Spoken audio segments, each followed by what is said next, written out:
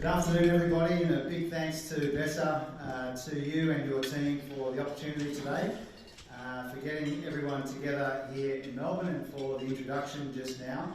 I also wanted to thank Cap Hotel and our friends at IFM Investors for sponsoring the lunch today. If you wouldn't mind putting your hands together for Cap and her team. Thanks, Cap. Look, at the outset, I want to acknowledge, as Bessa did, the traditional owners, their elders, customs and culture. And I wanted to say that I'm a really enthusiastic supporter of the work of the ABE. And I'm grateful to 36 of you for participating in a number of roundtables with market economists that we convened at Treasury at the start of March. Now, these discussions helped shape the thinking that I want to share with you today, and they'll help shape the budget as well. There won't be many pre-budget speeches this year, and I've chosen this audience particularly because you think deeply and objectively about the issues that I want to cover with you today, and you're focused exclusively on the economics, not the politics, and because you'll have tough and insightful questions to help us tease out the issues a bit more shortly. Now, I can't tell you today what the final design of the budget will be. Not because I don't want to, but because it isn't finished yet. And even though we've already spent very long hours in the cabinet room for months now, we haven't taken the main decisions yet, and hostilities in the Middle East give us a good reason to be as flexible as we can be, as late in the process as we can be as well.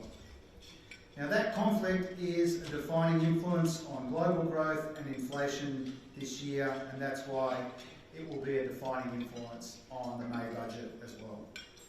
Now, we've already seen 4 major economic shocks over the past 2 decades. The GFC, a major pandemic, a global inflation shock, escalating trade tensions, and this oil shock could become the 5th. The oil price, as you know, has risen 80% since January, and disruptions in the Strait of Hormuz are driving up prices for commodities like fuel and fertiliser as well. Now, this is adding upward pressure to global inflation, to interest rate expectations and bond yields, while international equity markets and sentiment more broadly have fallen. The Treasury, as you would expect, has been constantly monitoring and modelling the potential impacts of this war. And we've been considering 2 scenarios already, with a 3rd, more drastic scenario also under development. Now, in the shorter-term scenario, the oil price stays at $100 a barrel for the first half of this year and then gradually returns to pre-conflict prices by the end of the year. The more prolonged scenario has the oil price reaching $120 per barrel in the first half of the year, and then it takes 3 years to get back to its pre-conflict price. Now, while both scenarios could underestimate the cost, given where the oil price is already and the uncertain duration of these events, they give us a good sense of the second round impacts. So even with these conservative assumptions, Treasury's latest advice is the war could cut GDP growth by up to 0.2 percentage points across our major trading partners. In both cases, inflation rises and growth is hit. Now, compared to the first time the Treasury ran these models last week, the newer results incorporate broader impacts, such as lower global growth and higher LNG, coal and fertiliser prices. Now, these effects add a further 0.25 percentage point to headline inflation, and they double the negative impact on GDP. Headline inflation would peak 0.75 percentage point higher in the short-term scenario and 1.25 percentage point higher in the prolonged one. It means the prospect of inflation peaking in the high 4s or even higher this year is very real.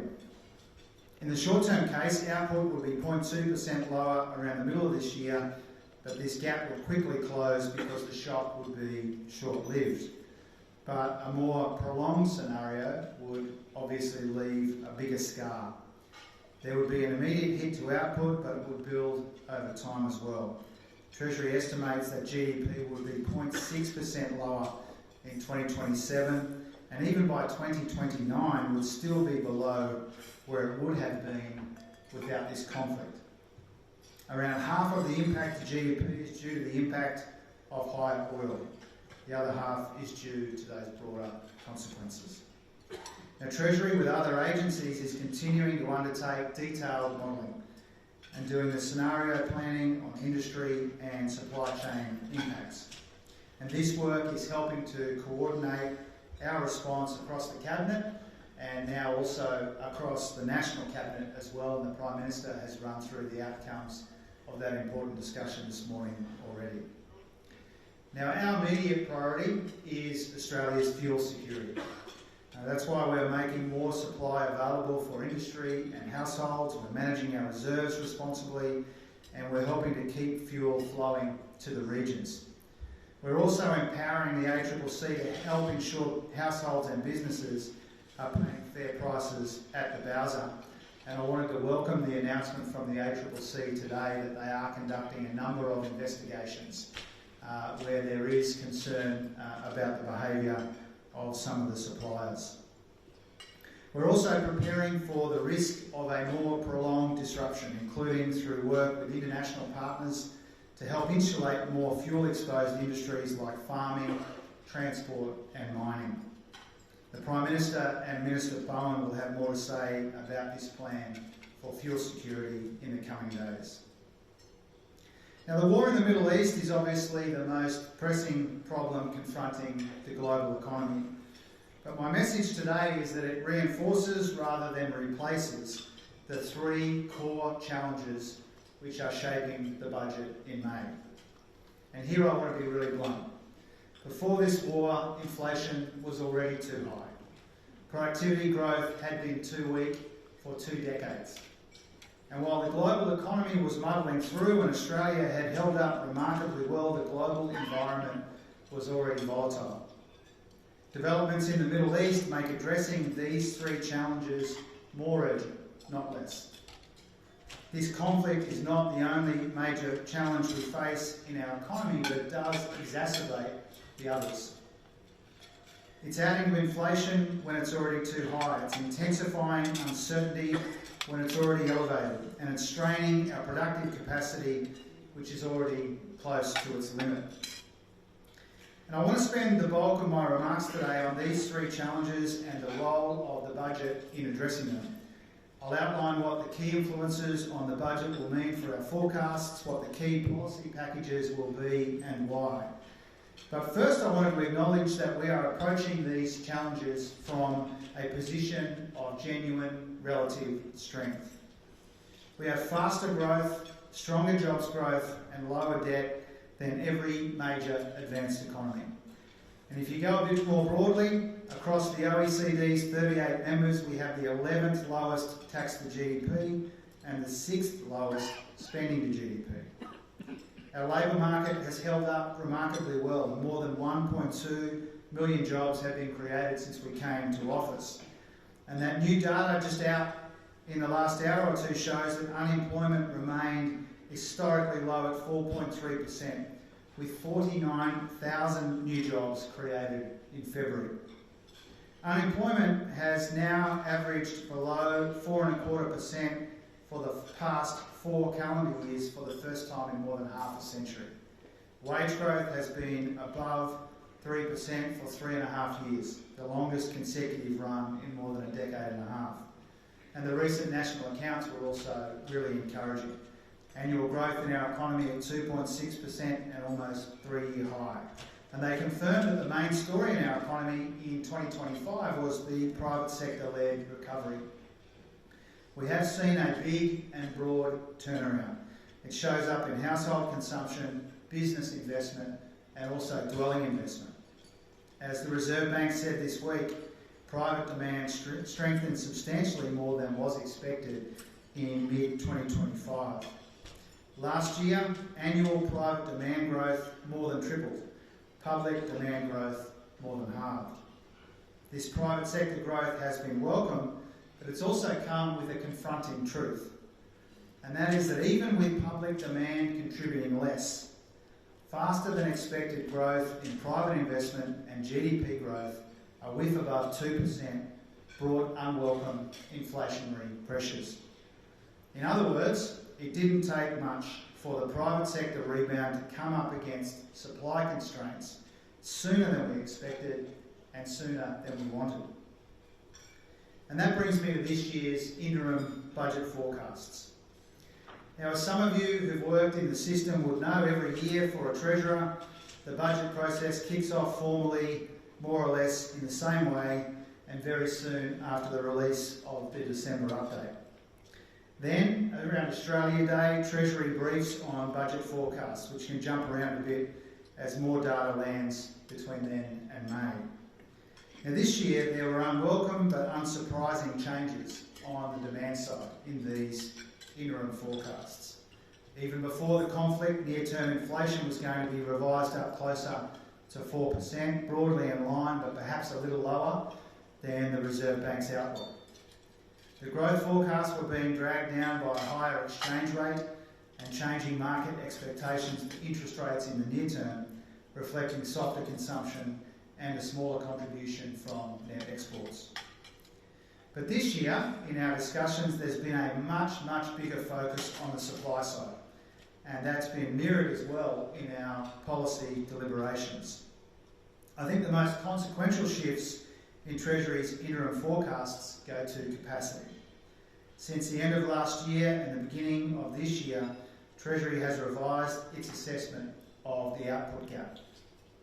And while it previously believed there was spare capacity in the economy, now it judges that slack has tightened up and the output gap has closed. Now, this is a significant change, as you know, due to cyclical and structural factors.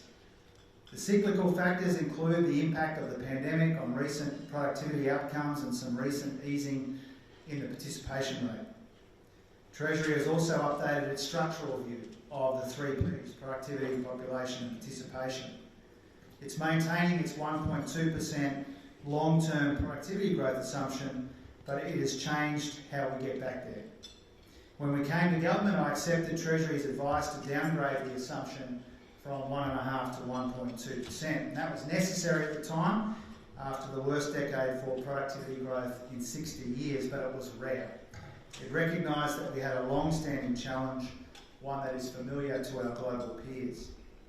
But Australia's two-decade productivity average is actually higher than most major advanced economies, and despite a welcome recent tick-up in last year's data, it has, like other countries, slowed over time.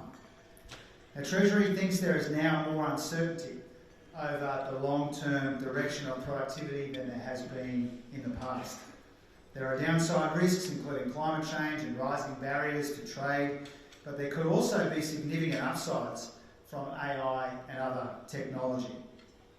Pandemic-related and broader cyclical volatility has also made these underlying trends harder to interpret. While Treasury will retain its long-term productivity assumption in this budget, it will make some near-term adjustments. For example, previously it expected productivity to return to a trend within 2 years. Now it expects that convergence to take closer to 5, in line with other key long-run assumptions. Population dynamics are also evolving. Net overseas migration is now 45% below its peak, but Treasury expects the fall to be more modest over the forecast period, and mainly because of lower than expected departures. Treasury's fertility assumption will also be revised down to reflect lower expected births in line with international trends. At the same time, participation is expected to edge higher over the next couple of years, led by women and also by older workers.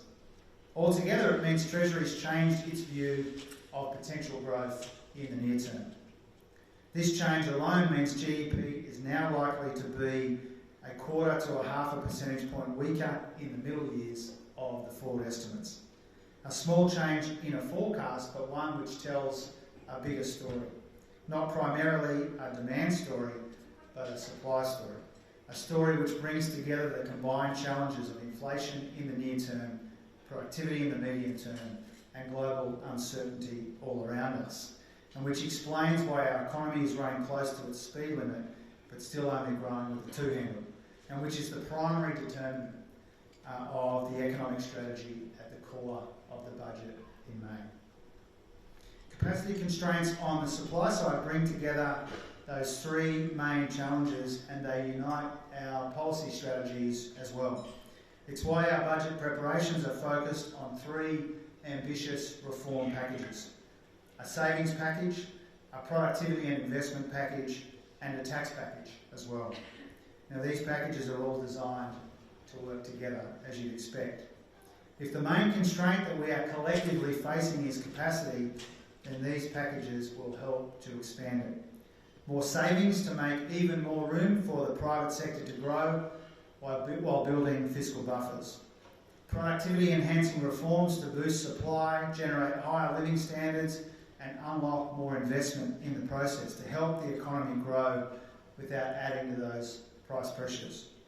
And tax reform to drive more productive investment while supporting budget sustainability and equity and helping to rebalance the system.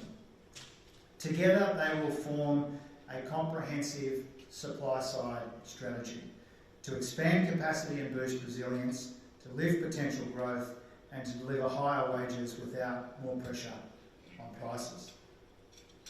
Now, we've already made a lot of progress in all three of these areas since we came to office. We've made $114 billion of savings and reprioritisations across 7 budgets and mid-year updates. That's $16 billion on average each update, or roughly the amount spent on the childcare subsidy each year. It compares with an average of about $3 billion in the 7 updates before our 7. We've banked about 7 in every $10 of upward revenue revisions. Real spending growth now averages 1.7% compared to a pre-COVID average of 3.2%. We've got spending as a share of the economy down from almost a third at the peak of the pandemic to closer to a quarter. The budget is now more than $233 billion stronger than when we came to office, and debt is $176 billion lower this year compared to the 2022 pre-election outlook. This means that debt is forecast to peak much lower, around 37% of GDP compared to the almost 45% that we inherited. Now, while we have made good progress in each of these areas, we do need to do more. We acknowledge that. We need to do more in the forwards, and we need to do more over the medium-term horizon as well, and that's why we are working on substantial savings options for this budget. And this will build on the savings that we've made today, addressing some of the fastest growing structural spending pressures and making difficult decisions in other areas as well. Now, we've also made a lot of progress on our 5-pillar productivity agenda across dynamism, skills, net zero, and the digital and care economies. Over the past year, productivity has lifted 1% in annual terms, which is now above that 20-year average. In the market sector, it's picked up for 5 consecutive quarters and is now growing 1.5% in annual terms. But we don't get carried away with these volatile quarterly or even annual movements. They're welcome, but they're not enough. And same for the welcome rebound in business and dwelling investment that we saw in the national accounts at the end of 2025. The cost of low investment over a much longer period of time has been cumulative. Capital deepening in the market has slowed over the last decade compared with the decade before. And the productivity gap that emerged between our top firms and the rest of the firms in the early 2000s has persisted. That's why we're implementing a sustained and substantial effort to try and reinvigorate Australia's productivity and unlock investment in key areas. Building better and faster is a key focus of our work with the states and also with the private sector, especially when it comes to advancing 3 of our key priorities. Our target to build 1.2 million homes, our net zero target, which Treasury estimates will support an 80% increase in investment by 2050, and our AI plan, which will require significant investment in infrastructure as well, as you know. So our productivity agenda is broad and we're building on it. We're revitalising national competition policy and we're rolling out funding from our $900 million National Productivity Fund. We're overhauling our approvals regime, strengthening and streamlining our foreign investment regime, and we've opened our investor front door. We're reforming the payment system abolishing nuisance tariffs, cutting red tape, and streamlining the National Construction Code. We're seizing the opportunities from net zero and the digital economy and investing in our human capital with free TAFE, the Universities Accord and Fairer Schools funding. And what comes next will have a sharper focus on unlocking productive investment, better regulation, even faster approvals, more open trade, skills, and ensuring Australia captures the upsides and opportunities of AI. The productivity package in the budget will be about these things, but fundamentally it will be about three main things. Attracting and absorbing investment, making it easier to build and build faster, and cutting compliance costs in our economy where we can. Now, tax reform is an important part of our productivity agenda, and again here we've made some progress already. Cutting income tax rates, lifting thresholds, returning bracket creep, and incentivising participation. Our tax cuts will reduce the average tax rate for a worker on average earnings from 21.9% in 23/4 to 20.8% in 27/8. In fact, the average tax rate for that worker is now not expected to exceed 23/4 levels until after mid-2031. Hours worked are expected to increase by 1.3 million hours per week as a result of our tax cuts, equivalent to more than 30,000 full-time jobs. We're also simplifying tax returns with the standard deduction, implementing tax breaks for small business and build to rent, and production incentives for critical minerals and hydrogen. We're reforming the PRRT and multinational taxes so the biggest companies are paying a fair share, in the case of the PRRT, paying it earlier. Reforming the low-income superannuation tax offset and reducing tax breaks for those with balances over $3 million to make the super system fairer from top to bottom. And we're working on more tax reform in the budget as well. Now, how much of that we can do in May depends a bit on fiscal considerations, international developments, and also, of course, cabinet deliberations. But any reform that we land for May will be guided by some clear principles. Firstly, we recognise an outdated tax system is weighing on the opportunities faced by younger Australians and future generations. So any changes would have a substantial focus on our intergenerational responsibilities. Second, we're focused on better incentivising productive business investment, if we can afford to do that. And third, we're making the system simpler and more sustainable. So let me finish on this note so that we can take some questions. The conflict in the Middle East is a really stark reminder of how quickly the global economic outlook can change. It's adding to inflation risk, it's weighing on growth and increasing already elevated uncertainty. But it's also a stark reminder of why addressing our three key economic challenges is so urgent. All of this economic uncertainty and volatility is a reason for more reform, not less. It's a reason to go further, not slower. And the strategy I've outlined for you today is calibrated for this kind of environment. A supply-side strategy to lift the speed limit of the economy and to make it more resilient. Create room in the budget to expand capacity and to make our tax system stronger and fairer and more sustainable so that we can sustain stronger growth in our economy without adding to inflation and build an economy that's more resilient in a more volatile world.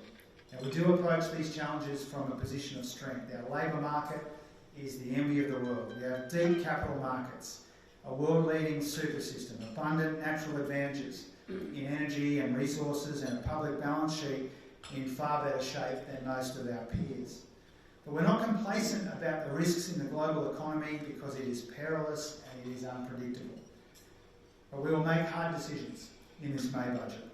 And our task there is not just to respond to these shocks, but to position Australia and Australians to succeed through them. To make those Australians beneficiaries, not victims, of all of the churn and change that we are seeing around the world. Now, this will be an ambitious budget, because ours is an ambitious government and this is an ambitious country. And with that, I look forward to your questions. Thanks very much.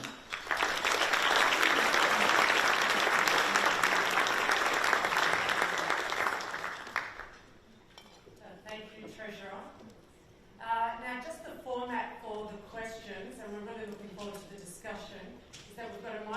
microphone here for the media and also a microphone here for the non-media. So it's our usual standard to just take a few questions from the non-media first before we open it more broadly. So thank you, and we'll see if we've got some questions. I'm sure there's lots.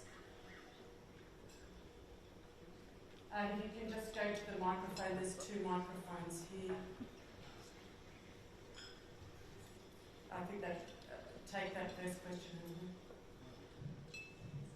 Hi, this is actually a bit tall for you. Hi, I'm Nibu, economist at AMP. Thank you for your speech, by the way. So as an economist, I love making charts after every budget release, and I think over the last 3 years, there's a chart that I always make, which is where government expenditures go into a pie chart. And that hasn't actually changed a lot over the last 3 years. For example, welfare and social is usually around 40 to 45%. Health is just under 20%, and then around 8 to 9% goes to education and defense each. Since you said that this is going to be an ambitious budget, do you think that there's scope to redistribute that pie over the next coming years, or do you think that would basically stay the same in terms of distribution? Thank you. Yeah. Terrific question. Thanks for kicking us off. I think part of the explanation there is that those headings haven't changed for a long time, and within each of those categories there are particular pressures. And obviously when you look at the fastest growing half a dozen or so pressures on the budget, there's a pretty familiar and pretty consistent theme. Of those half a dozen fastest growing pressures, one of them is interest on debt and one of them is defence. But the rest of them in one way or another relate to the care economy, and part of that is a function of having an ageing population, part of that is pressures in areas like the NDIS, and part of it is the deliberate decision that we've taken to invest in primary health care, hospitals and emergency departments, and the cost of things like the PBS.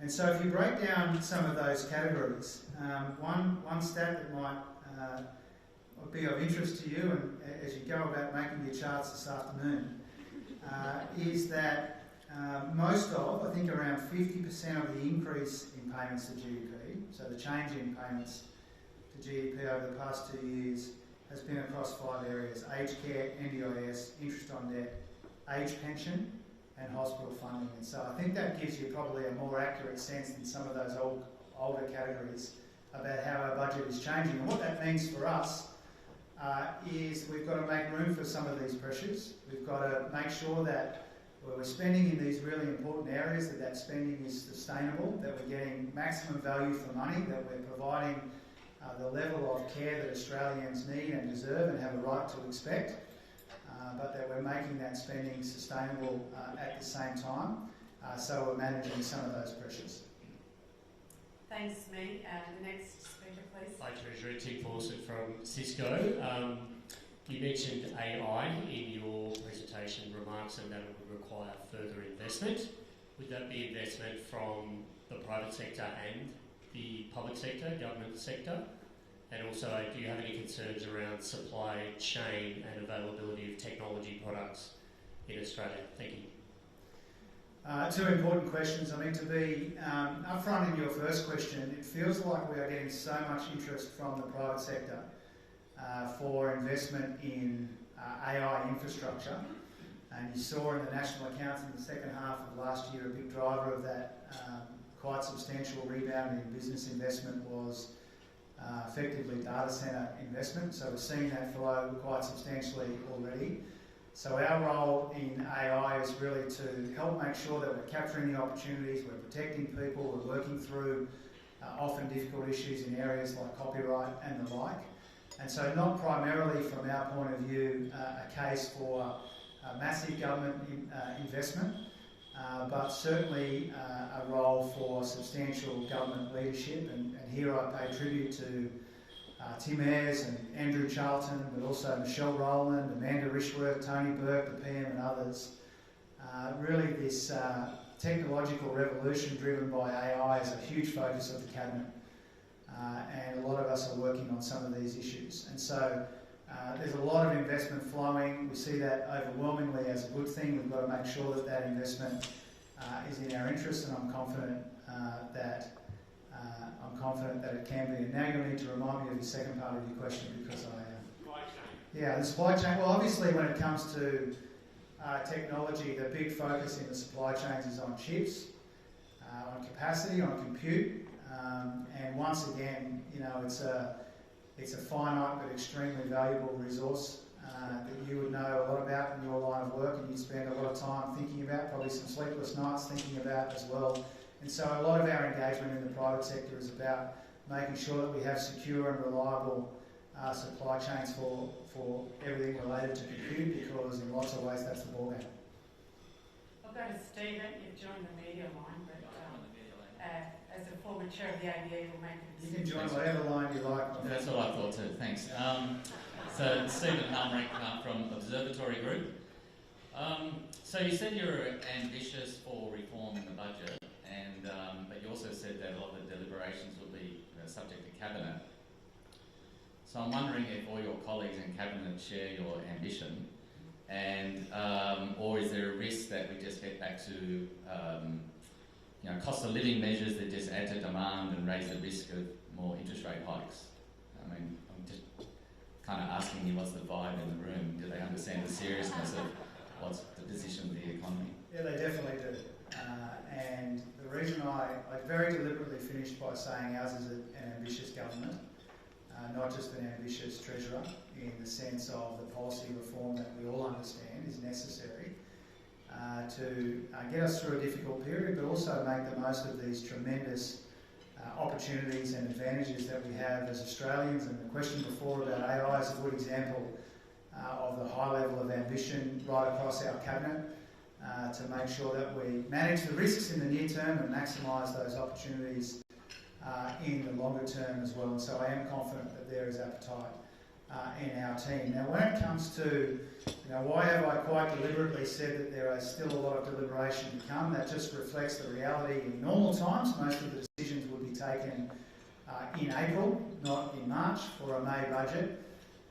But I think you would understand, I think everyone would understand that when the situation is unpredictable and volatile as it is right now, then obviously that means that it makes a lot of sense to take some of those decisions as late as you can, and I'm a bit upfront about that as well. When it comes to the kind of support that has been provided in budgets over the course of those last 4, maybe now 5 major economic shocks in the last couple of decades, and I've worked on a couple of those and not just a couple of those recent ones. We always try and take into consideration the economic circumstances and the pressures being faced by real people, but we're constrained there by the fiscal situation. We understand that there are very real and very substantial constraints on the budget position. There are very good reasons to continue to make the kinds of savings that we've been making in our first 7 budgets and budget updates. And so those fiscal constraints will be a big part of those discussions as they take place throughout April, definitely, and potentially in the first couple of days of May. Thanks, Stephen. Back over here. Thanks, Bessa. Alex Joyner, I'm the economist at IFM Investors. I'm sure all the economists in the room welcome the ambition on the budget. Gives us something to look forward to, I guess. I want to ask you a question around sovereign capability. You mentioned the 4 shocks over the last 2 decades. Most economists and investors would be expecting more shocks, whatever they may be. It's a heightened uncertainty geopolitical environment. I'd be interested to know just how the budget might frame fuel security with the current episode, water and electricity with leveraging AI and data centres, that capability.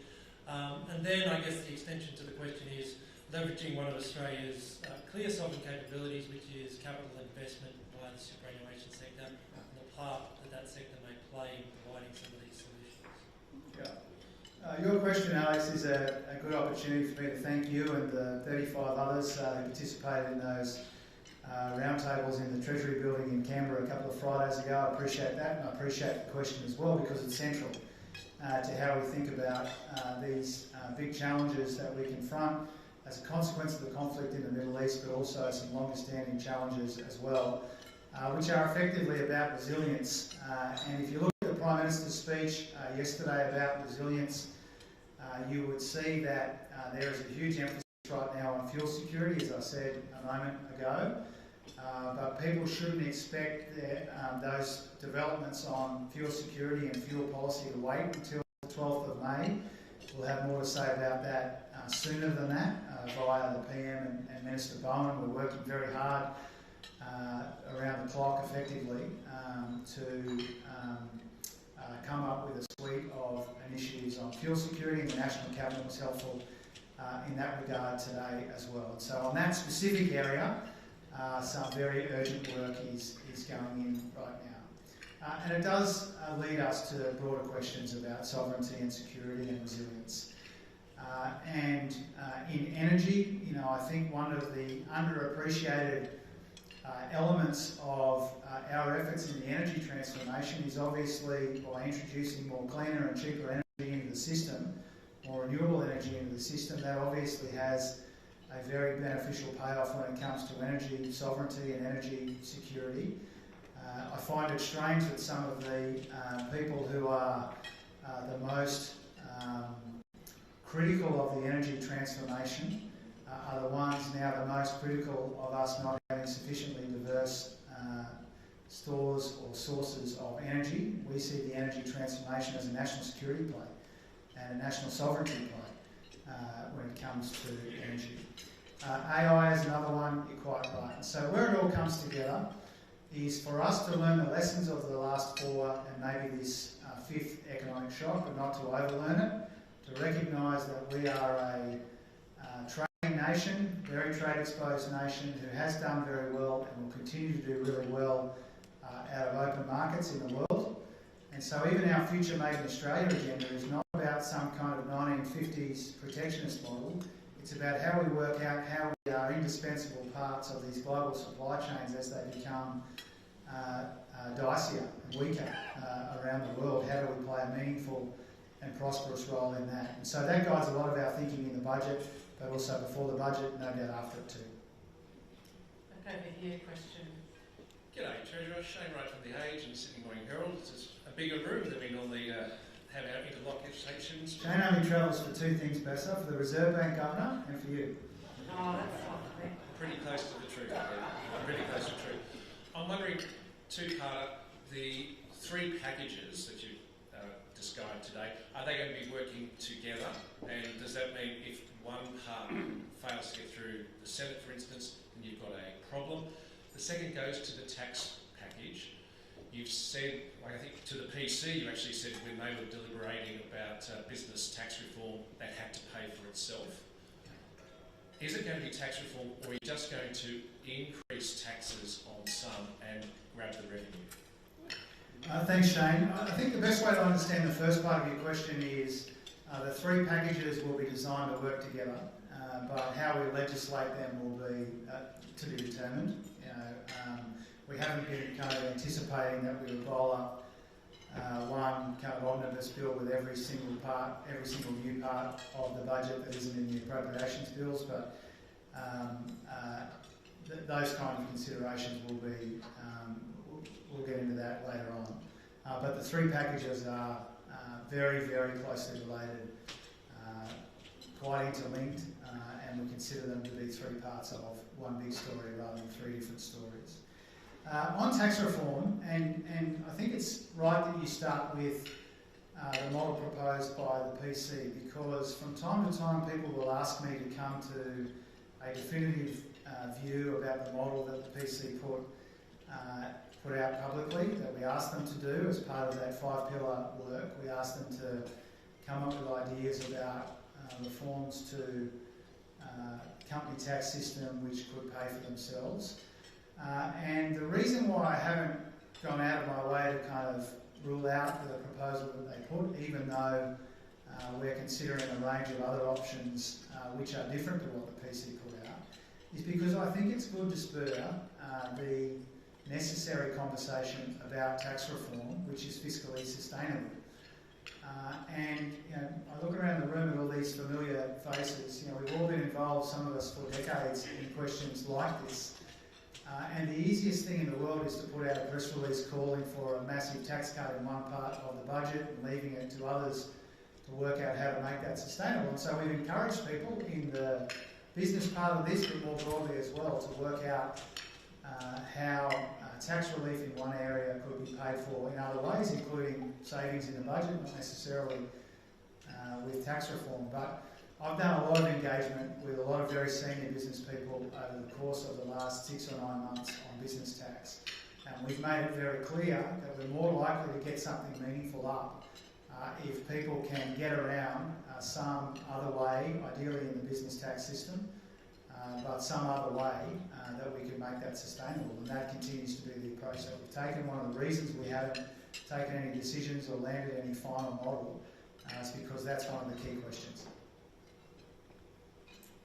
We do have a long line, but in the interest of just keeping to time, we probably can only take one, possibly 2 more, just so that people are not continuing to stand waiting. I'm sorry.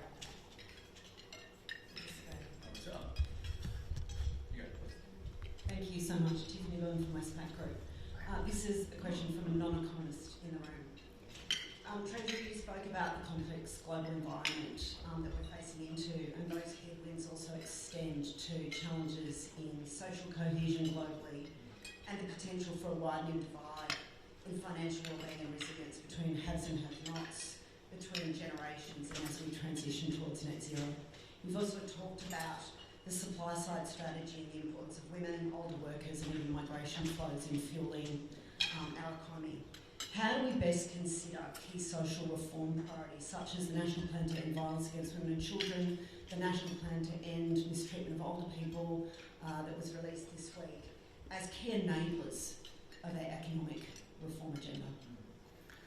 Well, thank you for that great question. I mean, first of all, I believe that what we're seeing around the world, the breakdown in social cohesion, what we're seeing in the way that political systems are being busted up, I think that's closely related to this sense that people feel, and not always unfairly, that the economy is working in somebody else's interests and not necessarily in their own interests. And here in Australia, the version of that we've been most focused on in recent times is the intergenerational part of that, this sense of responsibility that I think we all feel to make sure that generations that come after us don't get a worse deal than what we have had. And so I think the politics and the social cohesion and the economics are really tightly wound up. In Australia, we've done a bit better on all of those fronts than a lot of other countries, but when we see what's happening overseas, it is a warning sign of sorts. And we can see a lot of what's happening in different parts of the world as a cautionary tale rather than something that we want to replicate here. And so obviously when it comes to putting budgets together, putting policy agendas together, what we really try and do, not just as a Labor government, but as an Australian government, a government in a country that cares deeply about the social impacts of economic change, is we try and make sure that as the pace of change in our economy quickens, that people aren't left behind. We try and make sure that people can genuinely be beneficiaries of that change rather than victims of that change. And at the extreme ends, there are people who are at real risk, whether it's people experiencing family and domestic violence or in other ways. We consider that to be a key responsibility of every member of the Cabinet to care deeply about those sorts of issues, not to see them as some kind of siloed issue that exists over here in 1 or 2 portfolios. And so I think your question is a good one because it reminds us of our responsibilities. I've given a speech here which is full of facts and figures and forecasts and modelling and hard-headed analysis and assessment of how we see the situation, but I want to assure you that this government never forgets our responsibilities to each other as people first. Thanks, Tiffany. One last question, Jim. It's up to you. An allied question, Daniel Zipper, ABC. You touched on intergenerational inequity in your speech. In the incoming government briefs for yourself and other ministers, talked about the fact that lower and middle income people are subsidising the retirement incomes of people who are wealthy beyond also owning their own home as senior Australians. Your job isn't to make people happy, but in the settings that you want to unleash in May to affect and rebalance that intergenerational inequity, how unhappy are you willing to make older and wealthier Australians? Well, I think even a room like this doesn't have an index for that, so I'm not sure about that. But I guess I would point you to the reform that just passed the Parliament around better targeted superannuation tax concessions and using part of the proceeds of that to fund a boost to the low-income super tax offset. There's a number of people here who helped work with us and campaign with us for the boost to the lister, which I'm really proud of, the government's really proud of. I think that gives you a bit of a sense that we are prepared to take difficult decisions. You know, in that case, effectively 3 years of consultation before it passed the Parliament. But we're prepared to take difficult but responsible decisions to make the tax arrangements more sustainable and fairer in an effort to try and rebalance things a little bit so that people aren't getting such a raw deal in intergenerational terms. And so that gives you a sense of the sorts of things that we are prepared to consider. Now, to go to the very start of your question, I understand that in any budget, I think particularly this budget in May, you're never going to make everyone happy. And at some point as Treasurer, I'm sure my predecessors have felt the same way, you just try and make the best decision you can for the best, most informed reasons that you can. And some people will be pleased with that, and some people will be unhappy with that. I think that's just the nature of the beast of putting budgets together. This is our fifth one that Katie Gallagher and I are putting together. Our fifth one in 4 years. And we know that the idea that you can make every single person happy with every single decision is an unrealistic and naive objective.